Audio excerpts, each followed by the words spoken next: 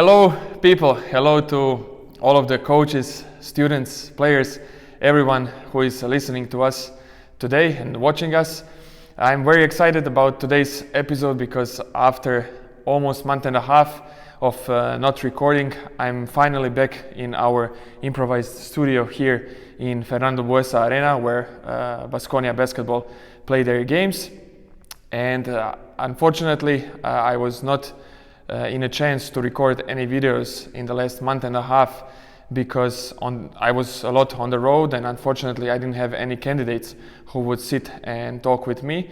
Well, this is not a problem for all of you guys because I managed to follow the every 3 weeks period to publish new interviews, but I'm very excited to be back in the studio, especially because we have a great guest today.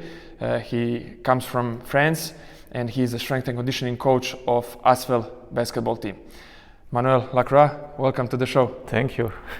Did I say your name right? It's perfect. Okay. For a Croatian guy, it's perfect. For a French guy, no. No, it's good. Okay. So I'm very excited, not only because we are back in the studio, but because of the fact that Manuel has worked with different team sports, not only basketball. He has experience in soccer and he has experience in handball, even in tennis. So that's something that we're gonna be talking very, very soon, because I want to talk about different sports and I want to use chance with every coach who has more experience away from basketball to talk a little bit about different sports, because I also have experience with football players, with tennis players, as we just spoke a couple of minutes ago, and this is something that is valuable for all of the strength and conditioning coaches, because I believe that not only basketball strength and conditioning coaches are watching this, but some other strength and conditioning coaches who are working with various team sports and individual sports. So, without further ado, I would really like to start this interview, and I would like you to tell us a little bit more about your background. How did you end up working with Asvel? And of course, take your time to explain a little bit more your experiences with different sports. Okay. I started to study in Dijon, in Burgundy University, and at 18 years old. And at this moment, at the beginning of the time where I study, I'm sure I want to be a strength conditioning coach, because sport is my passion since a lot of time. So I want to do this. And in Dijon we have there is a specificity. We are the best former for the strength conditioning coach in France and everywhere. So that's a good opportunity for me. That's why I start to study here. And after 3 years, I start to work in the same time I study. So I started to work with, my first experience was in short track, you know. I helped the physical trainer to prepare some athletes for the Olympic Games in Salt Lake City. So it's my first experience. And I didn't know about short track before, because it's really far. The sport I did is soccer, so it's really far. So it was very interesting. After I started to work with basketball and women professional team, then man professional team, in first division.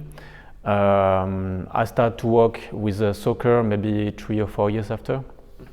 My experience in soccer is different part. I work in Dijon with a first league soccer team as rehab. I work as a trainer for the academy, and after I was consultant in some other country. So I work in Tunisia with it's a national team for the coach for the national team. I work in Japan with a professional team in Japan. I work in South Africa to develop young people in South Africa. So in Switzerland, but it was for the basket. Next, I signed with a handball professional team in Dijon at the first level too. So perfect experience, because in France our league is really strong, and we are, I hope, I know you're Croatian, but for me we are the best team in the world. So it was a great experience too. And I worked with some tennis players. I worked with Marion Bartoli at the beginning of his career. So she won Wimbledon after. I was lucky to see Andy Murray for some evaluation. Michael Yodra, and best player in France. So it was really, really good. And in the same time, I was a teacher too for a university. So just to explain, to give my experience for the students. And in 2014, I was looking for a new project because I did a lot of things, and I want to focus on one thing, on one team, on one club, on one project. And as well proposed to me this project. I didn't believe before in basketball in France because we are really late on about not physical trainer in France. We are really late. But you know, Tony Parker is the president. I know his project. I know he's really serious. He has big ambition and his success in everything. So I say, okay, I want to go. So I start with Asvel in 2014, and now step by step we start to become maybe a good team. We try to. Excellent, excellent. I can see, first of all, I can say that you're a citizen of the world because you lived from Japan to South Africa to Europe. You're only missing the West, maybe United States or even South America, but maybe, who knows what future brings. Exactly. Maybe now you're closer to North America, but who knows, maybe you end up in South America as well. And I really like that you have experience in different sports, so we can talk about it. And I will immediately use this chance to ask you, when it comes to strength and conditioning, what are the main differences, for example, between those sports where you worked? Your philosophy, you can tell us a little bit what is important for you when it comes to strength and conditioning, and then what are the main differences that you look for when you work with basketball team, football team, handball team, and then eventually you can mention some examples from tennis. Yeah, at the beginning, I think is a culture of the conditioning. For example, in soccer, in France, you don't have the weight room culture. Okay, they never go in a weight room. You have to impose to go. It's not the same, for example, for the basketball player. It's a routine to come in a weight room. So it's the first approach. Same for the warm-up. The warm-up in soccer is really different with a basketball warm-up or tennis warm-up. In soccer, if you don't use the ball for the warm-up, maybe we can cut you. So in basketball, it's a little bit different. You know, you have some routine without the ball. It's not a problem. Same in tennis or handball. So really, the culture of the approach of the conditioning is the first thing is really different, and you have to adapt because if you come. It's my point of view. If you change everything, you will shock everybody. It's not good. You have to adapt and to move something, but a little bit, not a lot. After, of course, the difference is about what we wait on the court. So of course we have, for example, in soccer, energetic demand is a big importance for the conditioning coach. Maybe less in basketball. Because we play less, it's not the same. For me, it's more, neuromuscular. It's more explosive, more strength than in soccer. So that's a big difference. And after my philosophy, I don't like to impose something. Of course, I do it because we have to do it. But I want the player follow me because he understands why he follow me and why he will work. So I try every time at the beginning of season to have a lot of exchange with athletes to have a process to make him better, and of course to make him better for the team. But I want to understand why it's important to come every day in the weight room and to do this exercise and to work on this plan during 3 months. And I don't want to impose something. So I try to really explain. Sometimes make time. Sometimes you're up, down because you have to explain one more time. But it's my philosophy. I don't want to be a dictator and say, okay, let's go. Sometimes you have to do it, but I prefer to explain, to organize, because for me it's more efficient if the athlete is really part of the process. It's more efficient. So it's my philosophy. I try to do like this. Excellent. I think it's a very good point because many people forget, doesn't matter about terminology, but many people forget that we are coaches and you need to coach your players and educate your players and not only train them. Doesn't matter if you call yourself a physical trainer, because physical trainer is maybe something close to how they say your job description, how your job is described in France. So how do you say in French? Préparateur physique. Okay, very similar to Spain. So maybe if you translate it, maybe you will end up with some terminology that you don't like. But I think our job is coaching, and I like how you explained that everything what you try to impose, it's there because you have to do it, and of course you will have to push some players, but in general your approach is always to educate players, and I think especially with young athletes, for a long-term development, it's something very, very important. I really like how you approach it. When it comes to, for example, strength part, we know that, as you said, like there are very, very different cultures behind and traditions behind the strength work in European football or soccer. It's way different how we work than how we work in basketball, and especially in handball. So can you tell us a little bit more with some examples from your experience? How was for you when you first came to handball team? How was the work in the lifting room, and then how was the first experiences with football teams, maybe to compare it even with tennis experiences and so on? Yeah. Handball team is the weightlifting is an abilities. It's the same as the shoot and everything, you know. So when they came in the weight room, if you said go on a bench press, everything, warm up, no problem. If you do the same with a soccer player, you will be in trouble because some player never touch a bar. Sometimes during the summer, during the pre-season, I look at the website of the professional team in France because they put a lot of picture and movie about professional team when they work during the pre-season. It's a good way to know what they did. And sometimes you saw something, they start to squat, for example. You have 30 or 40 kilo on a bar, and you see athletes, you have no core, nothing, and you see it's impossible for the squat. So the education at the beginning is, for me, is terrible. So if you start with a soccer team, you have to go step by step. You have a big part of education to learn movement because you can't put a lot of weight for this player. If you come with a handball team, for real, you can start really hard because normally they did since 15 years and they have no problem. They are educated for squat, for everything, for lunges. So it's a big difference. And with the tennis, the approach is easier because normally you have one athlete. So in a session, you stay with your athlete. So you can be more precise than with a team sport, or you have a lot of athletes, you have to maybe think more for the pedagogic organization. When you have 10, 12 players who come in a weight room, you have to think to organization because it doesn't make sense if you can't follow every player and to be attentive for the movement, for the execution. Excellent. I really like it. Can you tell us a little bit about your experience with sports? Have you ever played any sports yourself?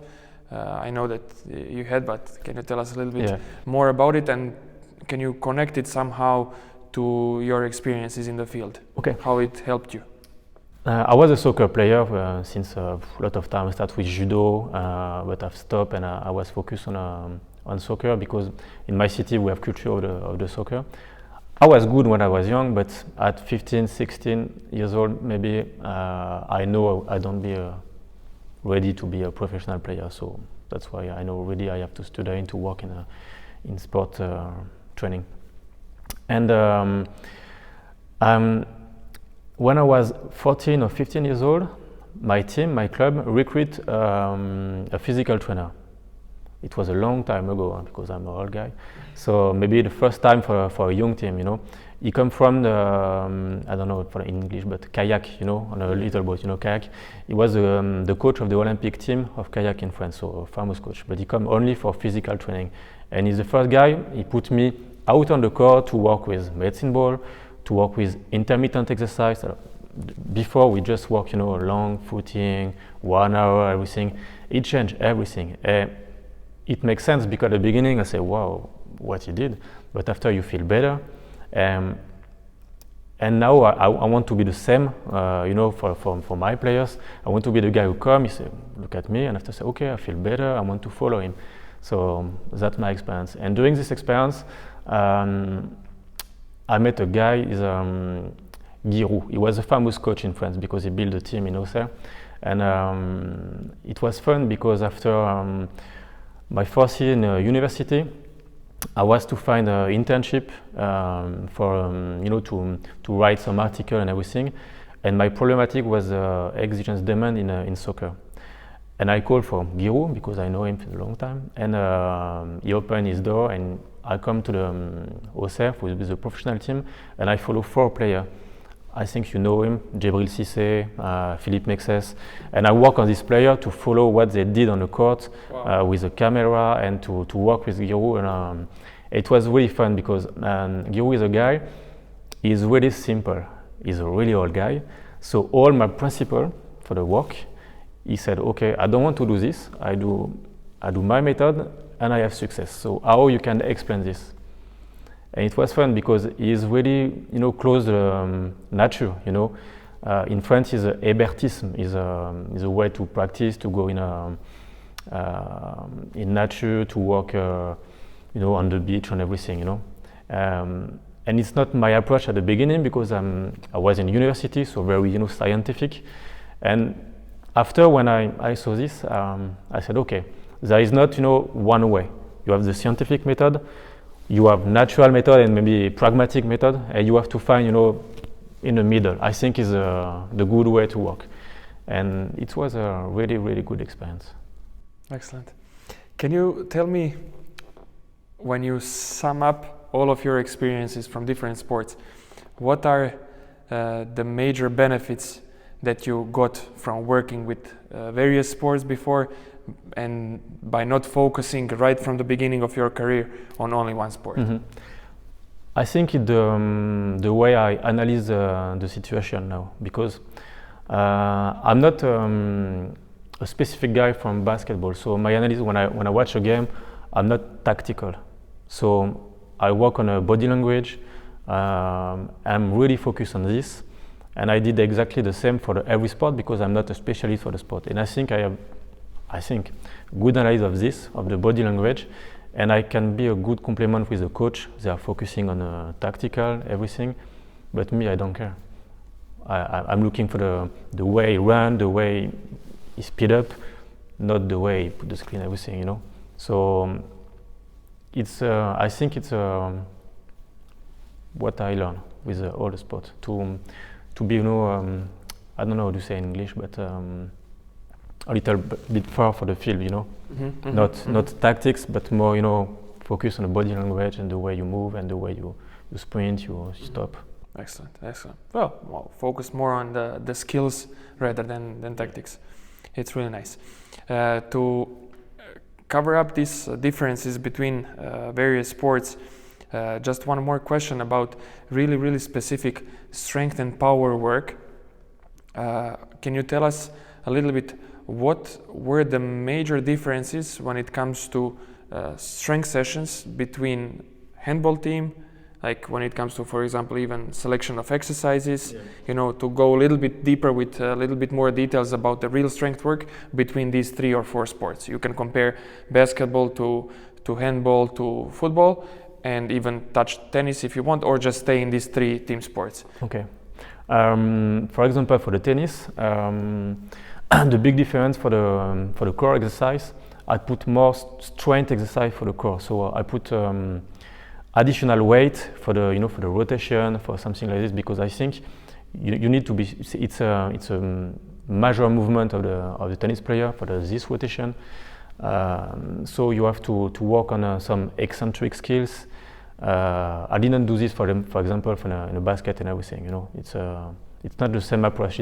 For example, for the basket, I have the same method, but for legs, for squat, everything. But I put for the tennis more for the core. Mm-hmm. So I don't know if I'm clear for the. Yeah. I understand. So that's first. Maybe I work more for because basket have really a lot of specific skills. When you analyze the sport, the way you slide, the way you move. It's a really specific. It's not only a straight run as a soccer player or maybe a handball player, straight run. No, in basket you have a lot of curve and everything. So I work more on the court with some bend, some additional sprint with bend to be close to the specific, because I think it's really important in basket to be close to the specific on the agility. The agility is, I think, the best skills you have to train in basket. For the soccer player, it's a little bit different because your sprint is maybe 20 meters, so you can work on a regular sprint, so maybe closer to the athleticism skills sometimes. And for the handball, you have the fight approach. You have to be ready for a war. It's a war, so of course the upper body, the way you work upper body, you have to be really strong and to be ready to push. So that's the main difference. Excellent.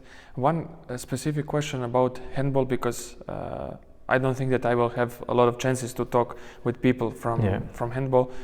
I want to know a little bit more about your approach when it comes to shoulder health for handball players, because I think, of course, general strength and power for handball players, it's critical, especially lower body, because that's the way how you push the floor to stop one guy. But there is a tremendous stress, not only when you throw the ball, but when you are trying to block someone who is already with a great force in the air. And I would like to hear a little bit your philosophy, how you develop stability and strength together for handball players when it comes to shoulder. Yeah, first, it's a routine. It's a daily routine to work on the shoulder for the prevention. So maybe you work 2 times on the strength, but every day you work on the prevention. You add some band exercise every time. You work some eccentric exercise specific. But it's a major problem in handball, of course, because of the shoots. When you practice, you shoot a lot. Same for the goalkeeper. The goalkeeper have to work on the shoulder. So like this, every day. So bend, some eccentric, and maybe only 2 times on the strength for the opposite movement, for the functional movement. Would you force, due to a lot of throwing motions, where actually you kind of do a pressing motion, especially in the horizontal plane? Well, you're not like in basketball, pressing up. Would you stress in the weightlifting room a lot of rows to compensate a little bit? Yeah, exactly. Lot of row, lot of pull-up. Pull-up, I think, is the best exercise for the shoulder. It's really good. And to limit the way you bench, sometimes you have some handball players, they can't do full range of motion of bench press a lot. It's like this, So respect this. Don't go some movement, with too much of a range of motion. I put a lot of plyometric medicine ball exercise because I think it's good, for the range of motion, for the mobility of the shoulder. And that's all. Excellent. I like the points. Let's skip to another topic and some not field-related things before we finish the first part. I would like to hear about your favorite ways of educating yourself. What things do you do now after you graduated? Your informal type of education, some books, seminars, workshops, conferences, videos that you like to watch. Share with us how you do it. I prefer conferences, of course, because I like the ambience and the people come to talk, to give you some ideas. That I like this, but we don't have time. With a job, with family, it's really difficult. So now I start with podcast. In the way when we travel a lot, you put on your iPhone, everything up, and you are listening something, take some notes. I work a lot like this now. Exchange.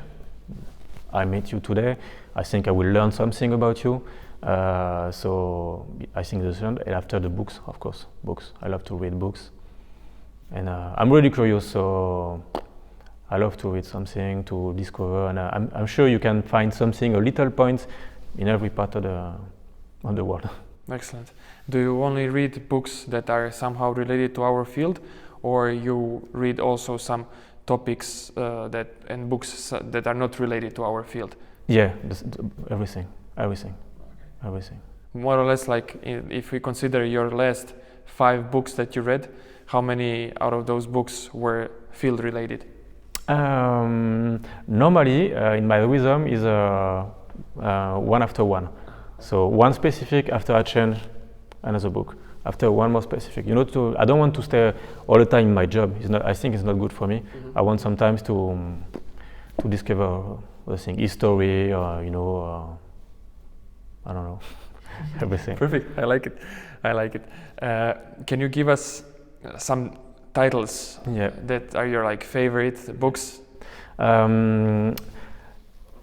In France, so we have efficient training from Verkhoshansky, because I'm a fan of Verkhoshansky. I don't know if people know him, but because he's an old guy, but I'm a fan of Verkhoshansky. Gilles Cometti was my mentor when I was young, so I work a lot with him. So of course, the book he did for the weightlifting method, Tom 1, is for me one of my favorites. I read a lot. Maybe I met and I worked with Jens Bangsbo. He was a famous Danish coach. He worked with Juventus during the 2000 year, so he won Champions League and everything. And he was the first guy who introduced me the specific work. So work with a ball and develop some skills with balls, only with balls. So you have a book, anaerobic and aerobic training in soccer, I think, like this. So it's my 3 favorite books, yeah. Nice. I like the answer. Who was the person who influenced you the most? Of course, it's Gilles Cometti, because he's a guy I work a lot with him, and he put me on a job. So he pushed me to be better, and he learned to me how you have to be critical with you and when the other. Not critical for critical, but only ask question why you do this and to be efficient. So, but I don't want to work, with a mentor and everything, because I think you can find a different way to success. So I love to have a lot of people, maybe as a mentor, but not only one. I don't want to have only one. I want to take off each other. Excellent. I like it. I think having a mentor is important, and if you can have one really good mentor, which can be maybe your university professor or a older strength and conditioning coach in the club where you did your internship, or in the facility where he works. He doesn't have to be a guy from the club. Maybe he works in some facility that he built and where tons of athletes come. And I think it's very valuable because you can learn a lot from one person. But as you said, another aspect of being able to learn many things is to be connected with many people in the field. And I always say, if you cannot find yourself a good mentor, at least try to connect with 1 or 2 very enthusiastic young strength and conditioning coaches. And even though you will not be able to learn from them directly because they don't have a lot of experience, by sharing your current knowledge with their current knowledge, this exchange can often lead to new ideas, So even by saying something to other person will motivate you to start thinking about something else after this conversation. So maybe the conversation itself will not be as valuable as having a conversation with older experienced person or a mentor, but maybe after this conversation, when you're gonna be alone again and you're gonna go in your mind through all the things that you mentioned, maybe this part will be very valuable. Every time, normally, every year I work with 1 or 2 students. They work with me or with the academy, and the idea is, of course, to help the team and to the club to work. But the idea is to share and to have some students. They come and to ask questions to you, and you say, okay, I didn't think to this, so I have to work on maybe some problem to give a good answer for the students. So it push you to be better, I think, when you have good action with a student. Excellent. I like that you are a strength and conditioning coach. That's your first job, but because of probably your character and your background as a university professor, you have desire to help young guys and help like someone helped you? I have good experience when I was young. I had an internship in Monaco with at this period it was Didier Deschamps, the coach, and Antonio Pintus, the strength conditioning coach. He was now in Real Madrid 2 years ago, and they helped me to learn, to come, they opened the door. So I want to do the same at my level, but I want to do the same with the young students. If they have motivation, because sometimes I work in a university, so I know you have some students that don't have motivation. But when you feel the passion for one guy, you have to help him. Of course, you have to help him. I think that's criteria number one, also for me when it comes to internships. Just show your passion. I don't care about your background, if you worked or not, like how much knowledge you have or how many scientific papers you have read, or like how many you wrote. But I'm interested in like seeing the passion to learn and willingness to come every day and be like with your complete focus on the field. So I think that's a good point for all of the young guys who are watching this, because they will probably text you one day for an internship, you know. Okay, excellent. Guys, this is the end of part 1, and I'm really looking forward to come back and continue talking with Manuel from Asphalt. See you soon. Hey guys, welcome back to another episode of one-on-one interviews. Today from our regular studio with Manuel from Asphalt. We will continue with some questions that we have mentioned before in the first part. I would like to hear a little bit more about your philosophy, training philosophy when it comes to strength and conditioning. I think you shared with us quite a lot, especially because we made some comments on differences between various sports, and people could see immediately what is your approach in different things. But if you have something else to mention or explain a little bit some other parts of our work, because we know it's not only about strength and conditioning, it's also about recovery, it's also about some prehab, and you have excellent experience as a rehab coach, so I guess you pay attention a lot to small injuries that are bothering our players. Now in basketball it's maybe ankle sprains, knee tendinopathy, maybe some low back pain. So can you share with us a little bit more, what is your philosophy, what are your core values when it comes to daily work? Okay, first about the prevention and recovery. About prevention, I think the first reason for the injury is you're not in shape. That's all. I think, for example, in soccer, I think is the main problem. So I'm really focused on the load we have on 1 week or 2 days or 3 days. When I say load is during a practice, the way you lift, what you do in the weight room, what you do in plyometric exercise, on running skills, to be sure you're in shape and you do what you have to do. Because I think if your load is under what you have to do, and the game is maybe more difficult than a week of practice, that for me the bigger problem for the injury. So first is it's my first point of view. The second one, of course, you have to be more precise about athletes. When they come, they have a background, they have a lot of injury maybe before, so you have to work around this. To have really good analysis. I love to do some video tests, the way you fall on the floor, the way you jump, the way you jump with one leg, really some functional to understand how is your posture and how you react, because when you play, you jump, you sprint, you stop, you push. So what you will repeat every day. So I work on this, and after, of course, I try to work on this balance. So sometimes it's some muscle, so you work on a really analytics movement. Sometimes it's just, strength about the body. So it depends. So that's my 2 points for the prevention. And about the recovery, of course, everybody now in the world use, I think, the same method for recovery. You have cold baths, you can do the contrast, you can rest. But first is to sleep. I think it's the first time sleep and nutrition. So I try to educate the player and to focus the player to sometimes how to sleep and how to eat and to be focused on this. And when we signed the contract with EuroLeague, everybody was scared about EuroLeague because you will play a lot of games, you will do only recovery, you have to be focused on recovery. I don't care. My bigger problem is to practice because you're all the time on the road.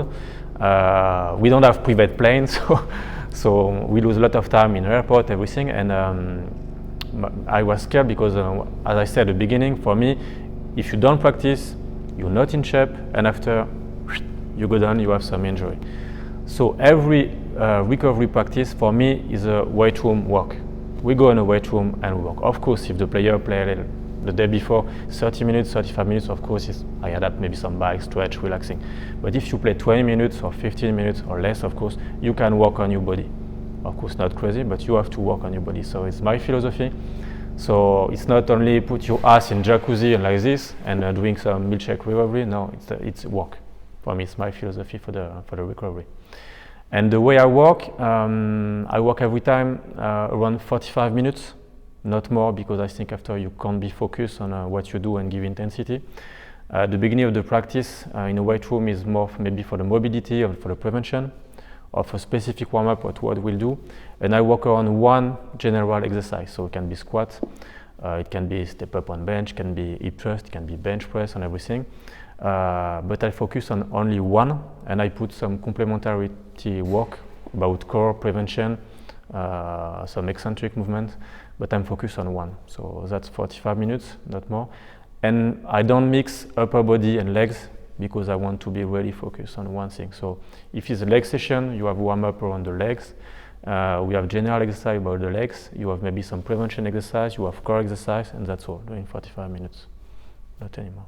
Brilliant. When it comes to volume of work, for example, we talk 2 days before the game, and they go to lifting, and the guys who will do lower body, what would be the volume of work? Like when you put like tray bar deadlift, for example. I'm now looking at tray bar. So I can explain to maybe the day before the game with some guys. We do some heavy squats. For example, we do 3 sets of 3 repetitions at maybe 150, 160. You know, we can do this before the game. Mm-hmm. I have no problem for this, and the player, of course, if it's a new player, he never did this before, of course you don't do this. But if you build something, you build some athletes. The player I had in my team, the young player I had since 3 years in the academy, I work with them. Now they have a volume of work unbelievable. The guy, for example, Théo Malédon, I hope normally it will be draft, a good position will be NBA next year. He have a volume of work unbelievable. He work every day, he can work maybe 1 hour 30 in a weight room, 45 minutes in the morning, 45 minutes at night. And the day before the game, he can do what you want, maybe 4 sets, 5 sets of squats, you have no problem. It depends on the player you are. Mm-hmm. Okay, so if I understood it well, you are not worried about the intensity of work. Yeah. It has to be high intensity on all of the days before the game. Doesn't matter if it's 3 days or 1 day before the game. It's all about the volume. So maybe you will just decrease the number of sets. And maybe decrease the number of reps. But the intensity will stay high. Sometimes I can do only 1 set of squats. So good warm-up mobility, warm-up on every part of the legs.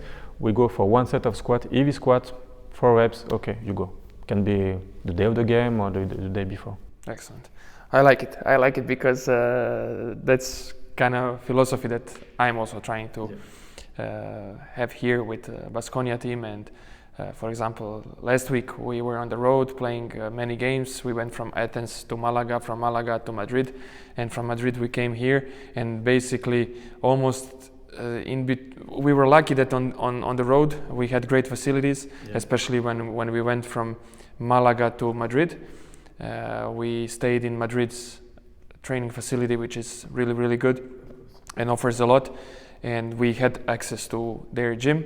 And then basically 2 days before the game, or even 1 day before the game, we managed to lift. And our players are used to it, and I don't care. Like for me, I know that they can do it, and I don't have any doubts about heavy deadlifts, heavy split squats. You know, it's all about keeping the repetitions lower, having not so great volume in one training session. And what I stress the most, because sometimes players can rush through the sets, I always tell them to take a longer rest between the sets, because in the end they can get tired only because rushing through the sets. They think like, okay, I did only 3 repetitions of 140 kilos tray bar, and after these 3 repetitions I don't feel that fatigued, let's go to the next set. No, take it easy, because we need you completely fresh for the next set, and the metabolic load needs to be as low as possible, because we are just working on the neuromuscular activation, So I like your philosophy. You could see me smiling when you were explaining it. It was something that I also try to build here, and I encourage all of the coaches to do it. In basketball, it's not that hard, because there is a good, I would not say great culture. There is a good culture of lifting. In handball, I would say that it's easier based on the experiences of my colleagues. In the end, I know a lot of guys in Croatia who work with handball teams, and I know that there is a great culture of lifting. But then on the other hand, in football, it's much different. You also forget. I have never worked with football teams. I only worked with football players. But I know from my experience that the closer you get to game day or match day, it's tougher for them to get under the bar. They are really scared. So then the coaching part comes to explain them that step by step, they can improve, and it can actually help, and it can actually protect them against getting fatigued, getting injured, and so on. So I really like it. Let's talk a little bit about youth development system. You worked with many young players in the past.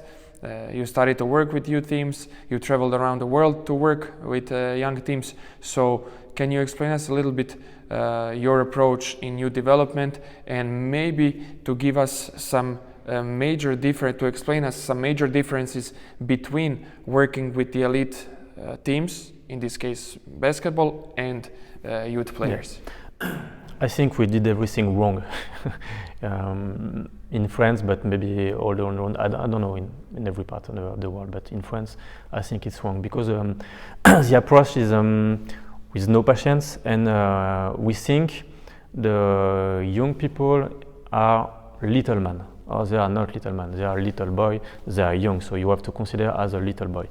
And I started maybe 8 years ago to read some paper from Canada University, and they work a lot with development, long-term development. They have a beautiful philosophy. The first point is to put the specificity, and so to work on one sport, maybe around 14 years old or 15 years old. And I believe in this at 100%. It's a major problem in France and everything.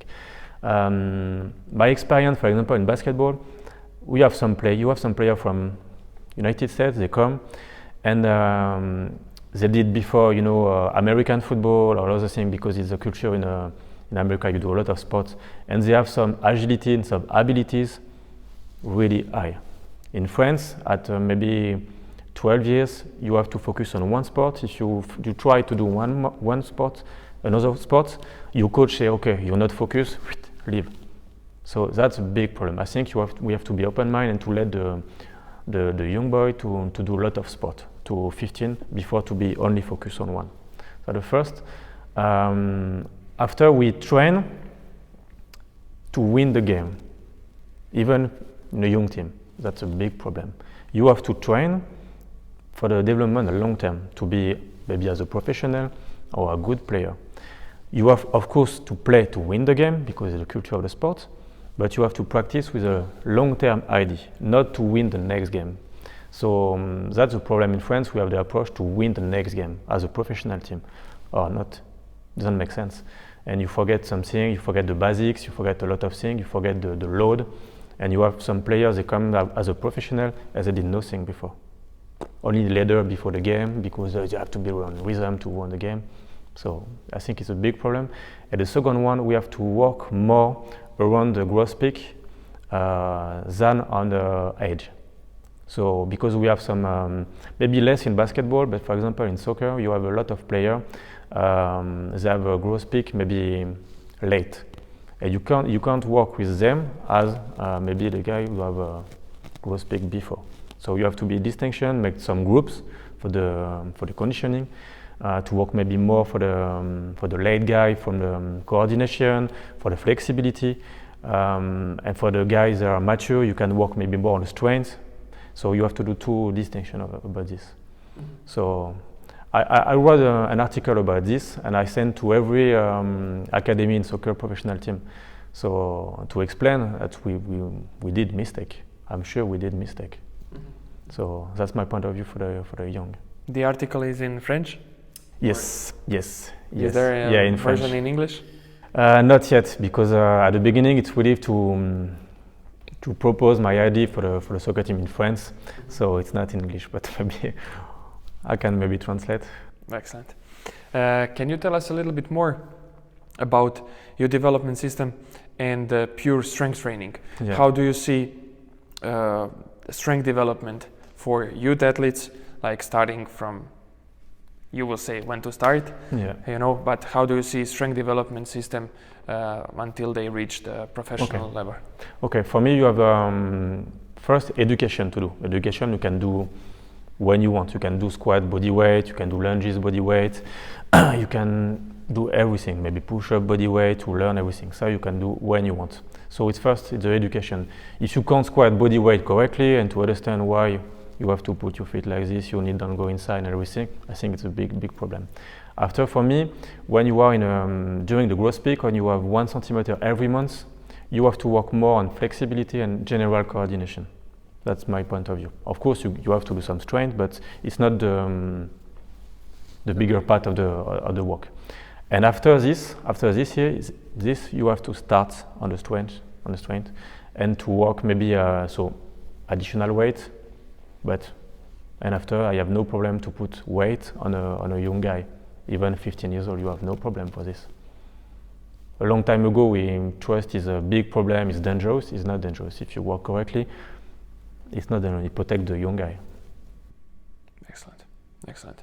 I share with you the same idea. For me, it's pretty normal.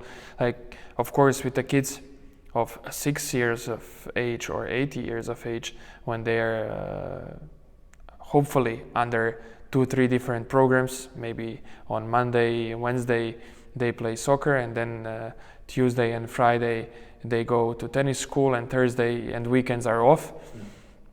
They will have this very versatile development when it comes to skills, and maybe the strength training will not exist, but maybe the first part of that training session or the last part of that training session, when they do different tasks in groups by competing against each other, maybe they will do a lot of strength tasks. So maybe they will do a lot of squats, a lot of lunges, a lot of climbing on some boxes and stepping down of the box, and they will not see it as a way to do strength, but they will develop some strength, or they will crawl and develop full body stability with some upper body strength. So they will not do maybe 3 sets of push-ups and 3 sets of squats, but by having 3 sets of this little competition in 2 groups, they will perform in the end maybe 10 lunges, 5 squats,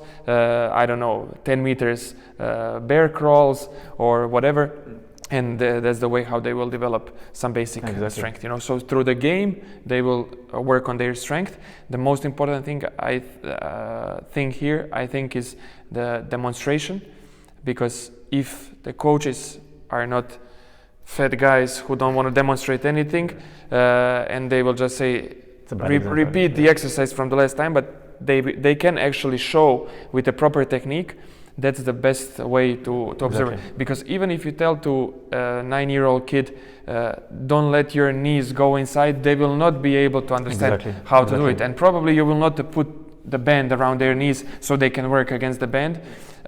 So you have to really show them the proper technique, and with imitating the coach, they will probably look for a good technique. I mean, that was something that really connected me with skills work. As you said, like we are more like skills oriented guys, and that's why we never ended up being tactical coaches or head coaches in any sport.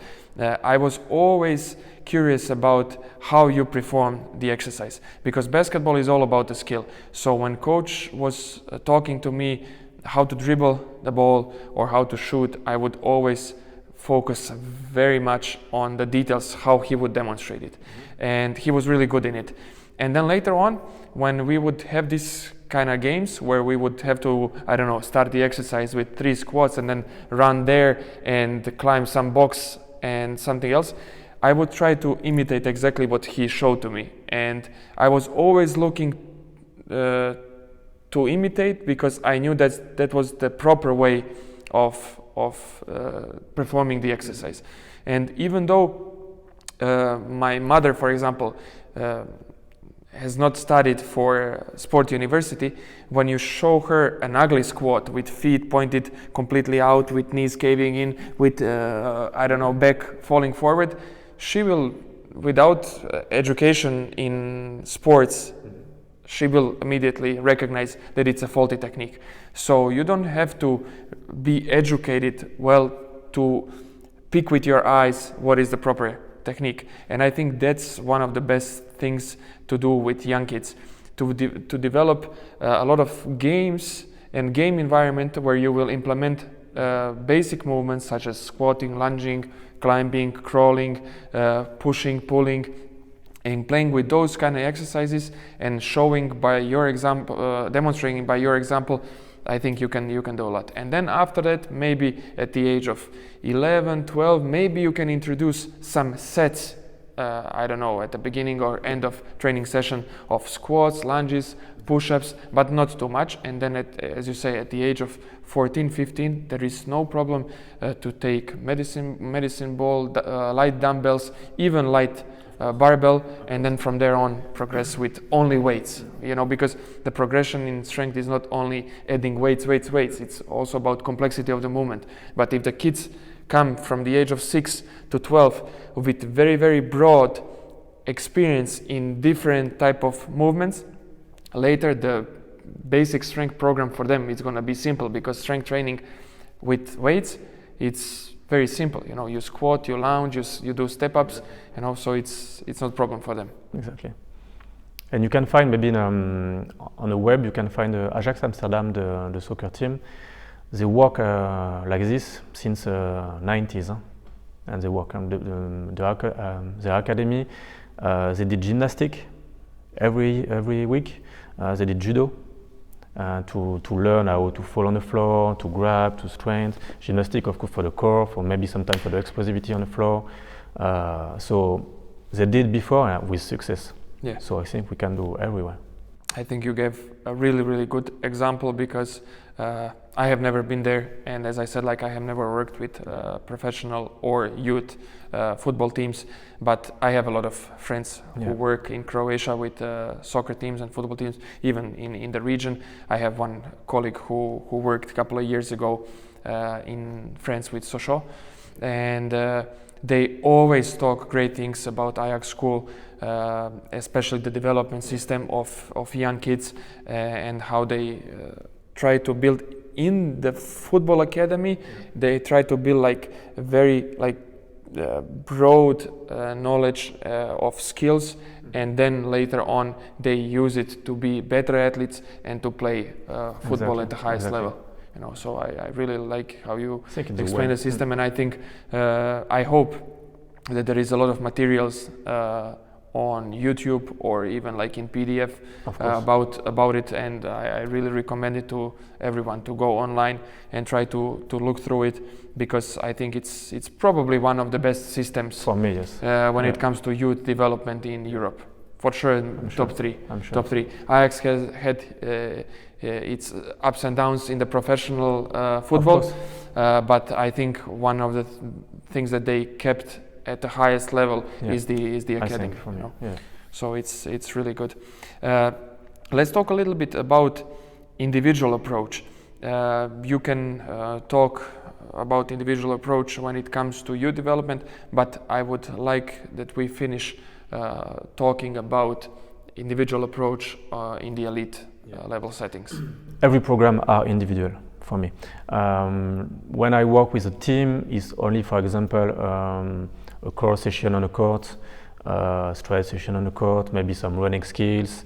But every time, even the day after the game when we do recovery, we go to weight room, I put individual program about weakness, maybe disbalance, or what they need, really. Because in basketball, you have a team, you have 14 players, maybe 16 for the bigger team, but for us it's 14. I think you have time and you can propose an individual program, and I think is the key. Is the key, because you can't work the same way, the same exercise, the same method, eccentric, concentric, isometric with the same player and the same muscle. So that's why I work really individually. Excellent. every day. Excellent. I like it. I think it's one of the key elements of elite sports.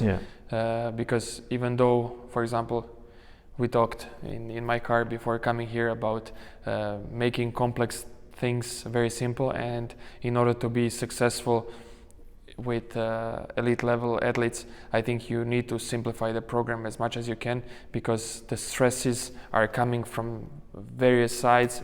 The mechanical and physical stress, it's coming from individual skills, basketball practices, games, and then you have to work in the weightlifting room because you know what good strength session will give to your athlete. But then even though you might like, I have a good example, French contrast, which is very complex method, and you would like to do it with everyone, maybe it's just impossible, because as you said, maybe this guy played 35 minutes and he's mentally he's never complaining and he doesn't want to skip individual skills work, and accumulated jumps and changes of direction during 1 week, for him it's very, very high. So even though you like French contrast method, you will maybe make it a complex method with 2 exercises, avoiding completely plyometric jumps and stress on his knees, back, ankles, and so on. So I think that's one of the most important things to have to consider many different factors, not only playing time of the player, but player's experience, player's desires. Because on the other hand, let's give an example where maybe you might as a coach suggest to one player, hey, today we go only light weights, explosive work, and he will come and say, hey, I feel unbelievable. Maybe he will even say, I don't know why today I feel unbelievable, but I slept very good after the game, which I usually don't, and I think I'm ready today to lift very, very hard. It's really important. And that's something what happens a lot with the elite teams, and sometimes I always ask myself, like, am I a good coach? Because I was not pushing him, and he kind of pushed himself before I did it. But I never try to blame myself, because I'm trying to consider many different things, and then when I know that some players play 35 minutes, maybe I would suggest them a lighter work in the gym. But then it's very, very good if you have a player who will come next day and say, hey, I can go a little bit harder. And then I would never tell him, no, you follow my program because I planned it 2 hours ago. Yeah, I agree with you. No. We just adjust and we go with simple stuff. So I think like keeping things simple, choosing simple exercises is the key for like good, not only maintenance but development throughout the season, with elite players. So I like it. On the other hand, when it comes to recovery and individualization, how is your approach when it comes to recovery? Do you talk a lot with players, what they like, what they don't like? Like, for example, some players might not like cold water, so they will not use... Yeah, that's difficult. Because sometimes we propose, the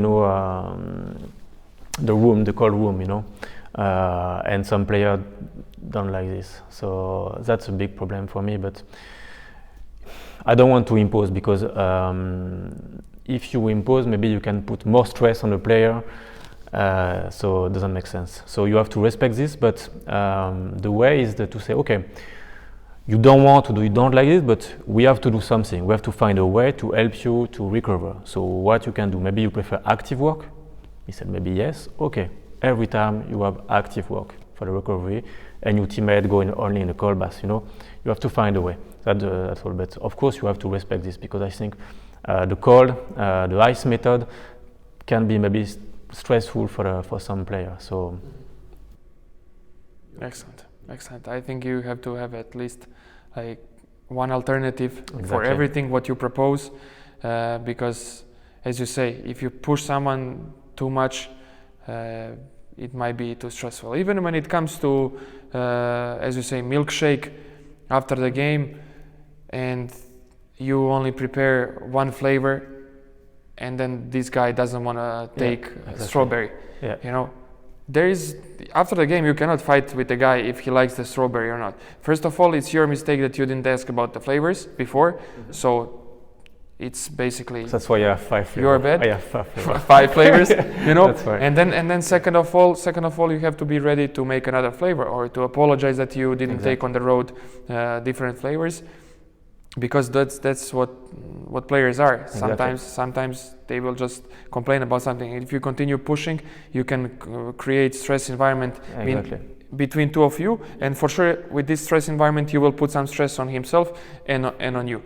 So with some alternative, maybe you will not have protein shake, maybe you will suggest him, hey, I have some BCAA.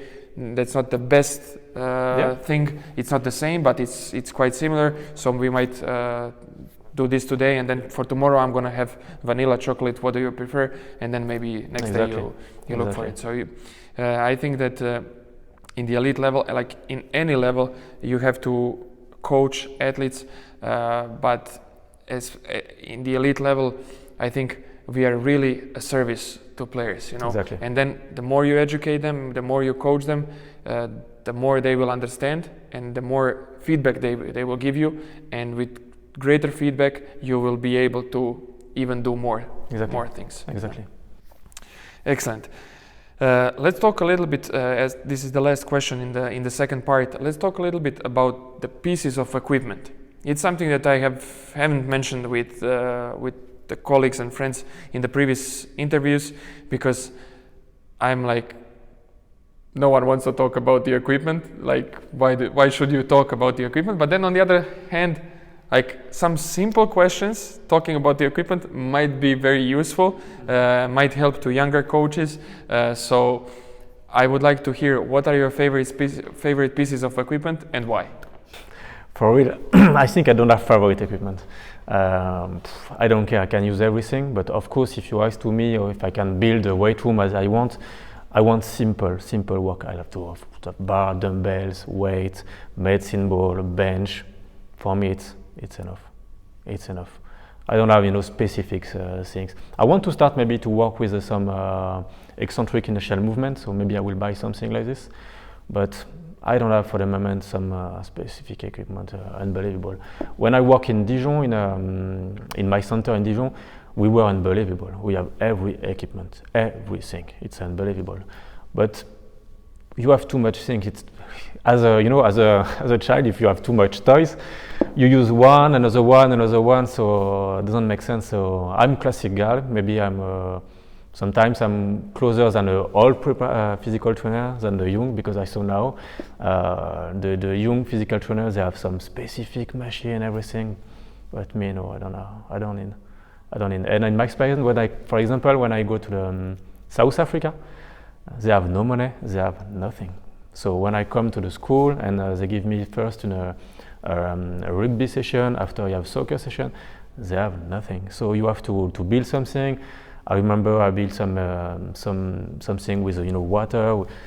You have to be smart and to find a way to find your material. But I need nothing.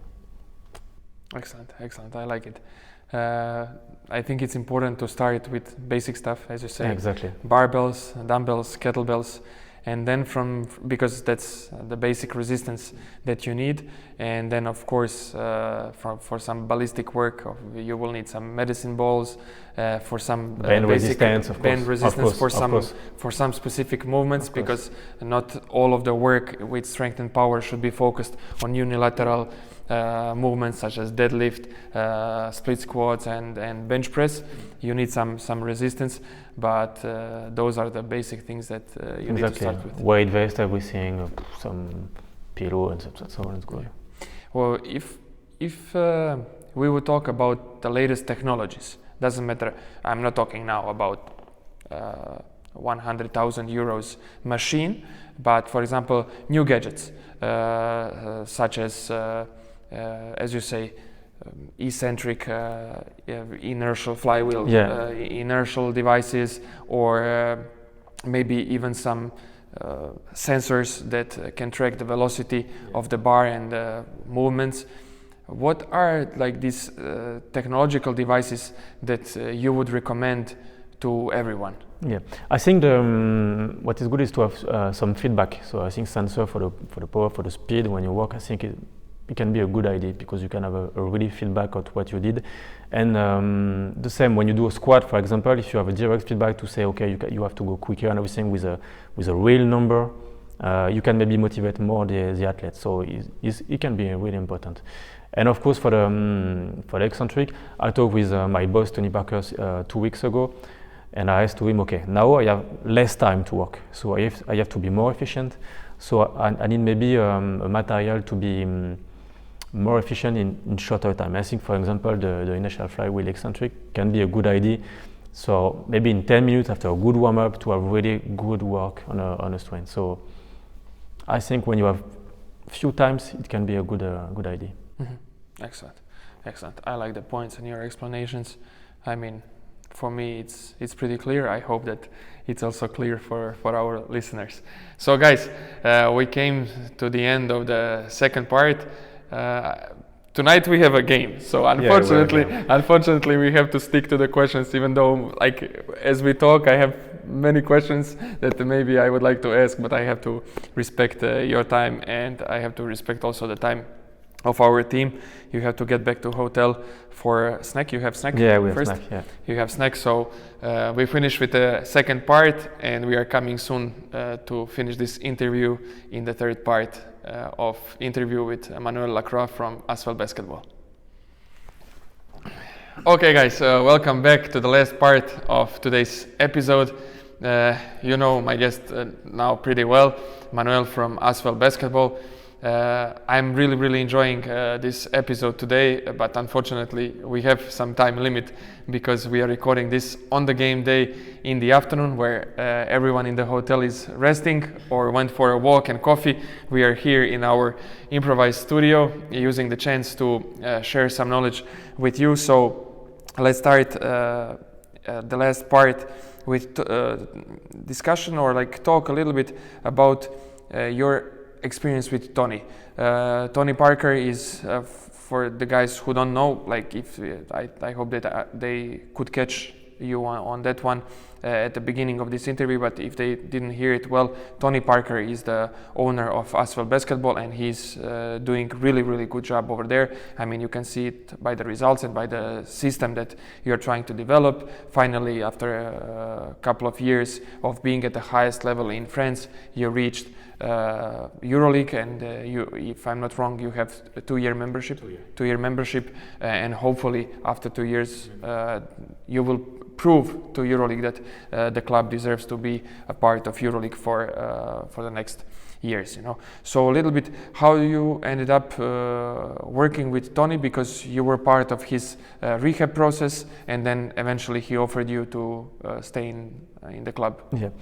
First, he is my boss. So in the relation with Tony, it's really easy, you know, because he was a player. You have a big experience of the high level.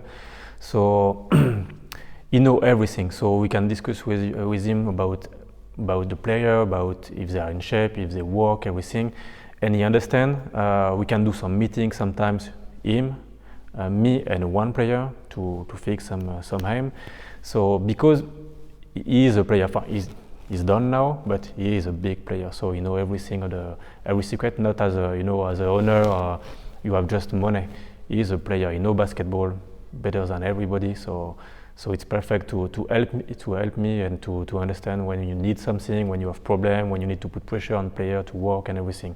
So he is good. Of course, he's a boss. He increased the development of the club really quick because everybody wants to follow him in France. Everybody.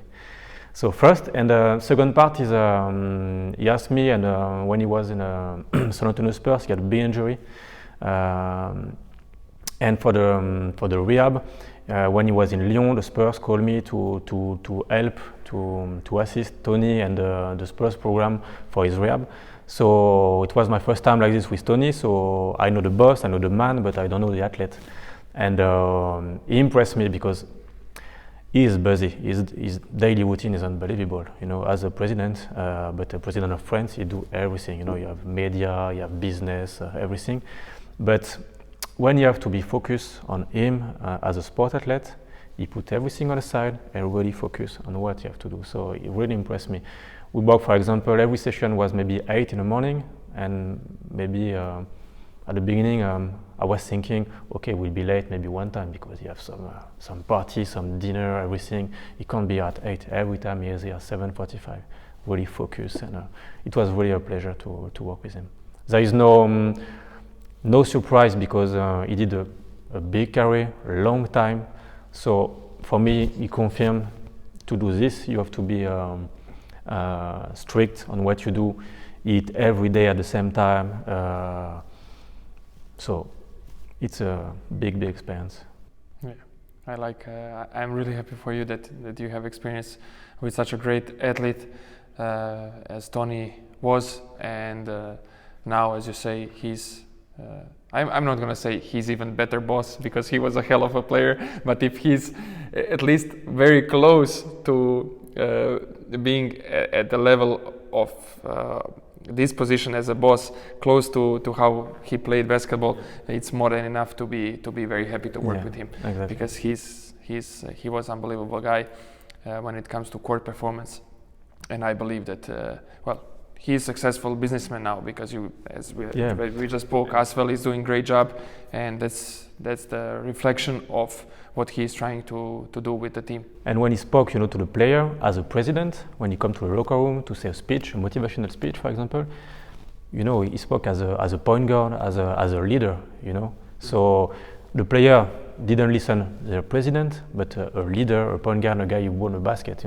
So it's perfect for the team. It's perfect. And what we can say definitely is that the success of Asvel in the last couple of years is not based on crazy budget that someone just put tons of money, and then because of the luck and a lot of money there is some success, but it's not going to be a long-term success. There is a decent budget, and probably every euro that is invested is analyzed pretty well, and that's something that is very promising for the future. So I'm really looking forward to see in which direction the club will go, because I always respect very much when people behind like the investors or the people behind the finances of the club, if they really like sports, and if they are there first to develop the system of sports and then maybe to earn something by being the owners of the club, this is something that I highly respect, and this is something that is happening here in Baskonia.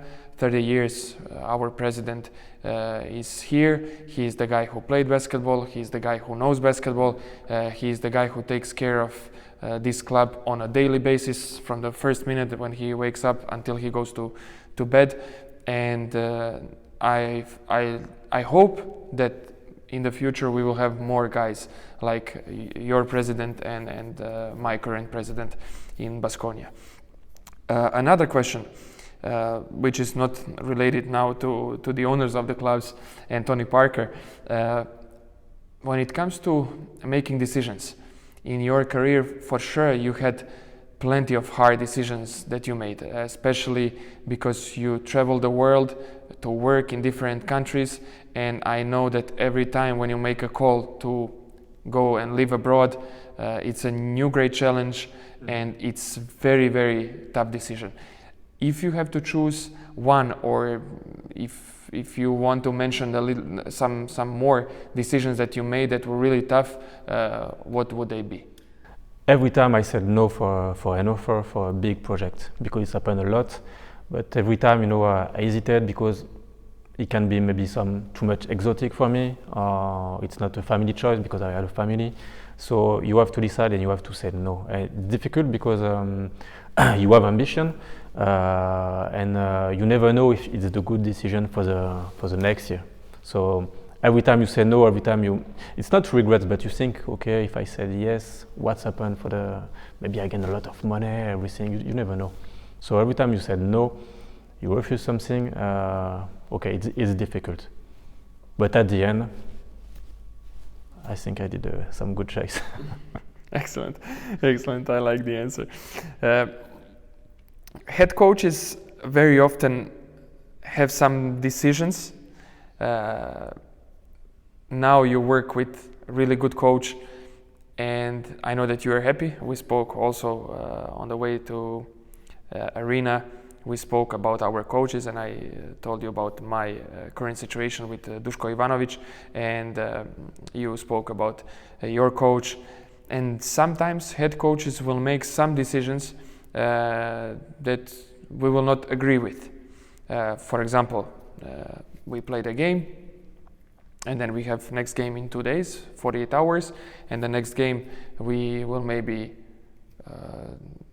focus more on, as you said, strength work with some light, no contact work on the court, and then coach comes and say, tomorrow, no strength, tape, video, and we go to the court. That's something that you would not agree with because of the principles of physical part of human nature and athletic nature. How do you deal with those moments? And there is a lot of moments like that. How do you deal with them when coach asks you about your opinion and then you don't agree with it, or you propose something and coach says, no, we do it my way? How do you usually deal with those situations?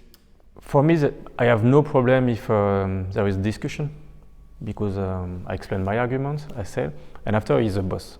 So you have to decide. For me, it's no problem for this.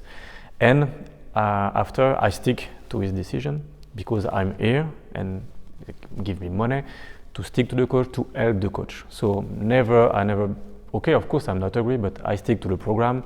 I prepare the player for the 5-5, for example, if we have to do. But first, I want to explain and I give maybe other way to work. So if I can explain, I have no problem. Of course, but it never happened. He decide without me, or a strong decision without some help.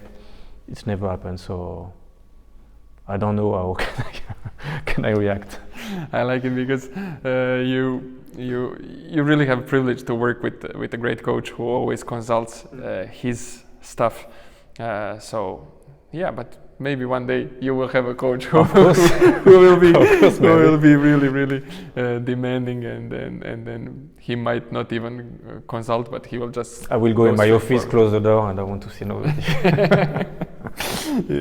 It's okay. If you haven't chosen the career as a strength and conditioning coach, what would you be? It's a good question. Really, I don't know. I love the psychology, so maybe I will work in some psychology things because I love this. Sports psychology or? No, general psychology. Yeah, sports psychology is good, but too little. I need to know like everything. The way you grow, the way you past. You have maybe some accident, bad moment in your life, change something, the way you are. So I like this, or maybe social because. I love the social, I love people, so I love to help people, so maybe like this. But really, I don't know because, as I said at the beginning, I want to do this job since I'm 18 years old, and I did this job quick, so I'm lucky. I'm really lucky because I want to do this and I do this, so I'm lucky. But I don't know. Excellent. Okay. What are your plans? I don't know anything about your contract, if you have contract for the next year, But what are your plans for the next 3 to 5 years? Where can people, where do you think that people will see you in the next 3 to 5 years? Normally in Asvel, because I resigned for 3 more years. So normally in Asvel. After, you never know what happened. But and after, really, I don't know. Maybe two possibilities depend on the club, how the club grows, how is the project. Maybe we'll have a new coach, so you don't know how you will work. And after, maybe new challenge. I don't know. Really, I don't know. Depend on the opportunity. But for sure, for the 3 next year, I want to be in Asvel, to start to build with the team, to stay in EuroLeague, to perform in EuroLeague, to win championship, because I love to win championship. So I want this. Excellent. I like it. Last question. What would be advice for a younger you? Like when you finished your career finished your studies as a young coach. You started with 18, so probably at the age of 22, 23, you finished your studies. What would be advice from this point of view to the guy who was there trying to knock on every door? Yeah. Keep the passion, and to be sure you have the passion for this job, to be curious, to read, to listen, and of course to have humility, to be humble, because you can success in different way. Nobody is the boss or the strength conditioning coach. You have the truth. So you have to be really open mind and to be curious and don't count you out, because I think it's a really good job.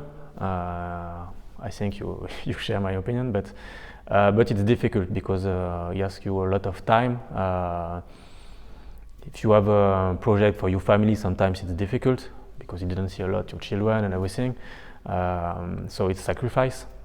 So you have to be ready and to be sure it's a passion, and it's the most important for me, because after when you go inside, if you start to the job but maybe 80% and not 100%, you will not go for sure. I think. Brilliant. I really like it. If people want to contact you, what would be the best way? I think the mail. Okay. Everybody can. Okay, we will share the mail. I think the mail to have some question and exchange, everything. Excellent. Are you active on social media? Yeah, a lot. In LinkedIn, Instagram, Facebook, I have everything. Okay, perfect. I will share, like LinkedIn, people can find you by your name, Facebook also. What's your nick on Instagram? I think it's Instamanu6, I think. Okay. We will share this. As well. So perfect. Thanks a lot for your time. For you. I really enjoyed the episode, and I really enjoyed all of your answers that you provided. As I said, I have this is one page, but in my head I have another page, which we might leave for the next occasion. Okay. Thanks a lot, man. Thanks a lot. Guys, I hope that you enjoyed this episode with Manuel from Asvel. I really liked what we spoke about. And if you like this episode, don't forget to share it, because that's the whole point of these interviews, to share our knowledge, especially the knowledge of my guests. And if you want to get the latest updates on our channel, which is mainly these interviews and a couple of exercises that I put on YouTube. I'm not super active, but if you want to stay updated, you can subscribe to the channel. And in the next 3, maybe 4 weeks, we're going to have another episode for you. Thank you for watching this, and bye-bye.